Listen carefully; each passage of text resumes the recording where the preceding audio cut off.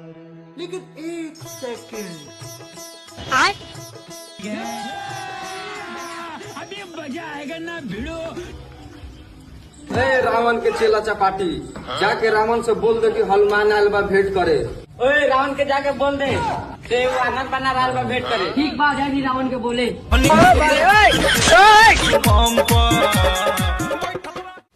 मालिक अपने से को बानर भेंट करे के चाहता। ठीक बा बोल दे ओकरा के हमरा हवेली पे आवेला। ठीक बा। बाप रे नहीं नहीं नहीं,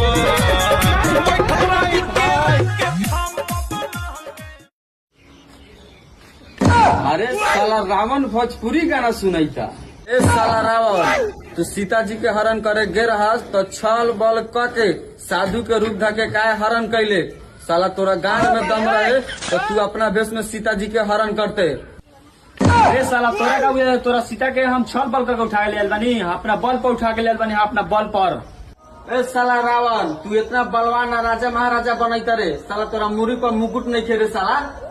तोरा उससे का मतलब रे साला। ए साला रावण तोरा पहले जब इतना ताकत बा तो काहे ना लक्ष्मण रेखा पार कैले। काहे सीता जी के छल से कुटिया से बाहर निकल ले। रे साला हमरा तो इतना बुद्धिया ताकत बा कि तोरा सीता के उठा के हम ले आयल बानी।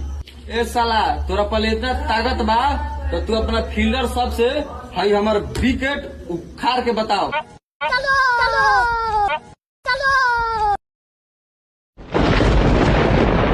रे साला लेहवा लगा दे तू अपन ताकत उठा दे ओकर गोड़ फाड़ दे ओकर गाड़।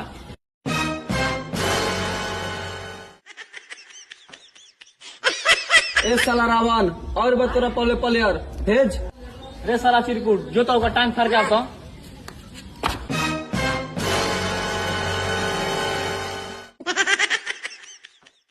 ए साला रावण तोरा दूगो प्लेयर के तो गाड़ फाट गेलौ। तोरा गाड़ में कितना दम बा के तने उठा के बताओ तो।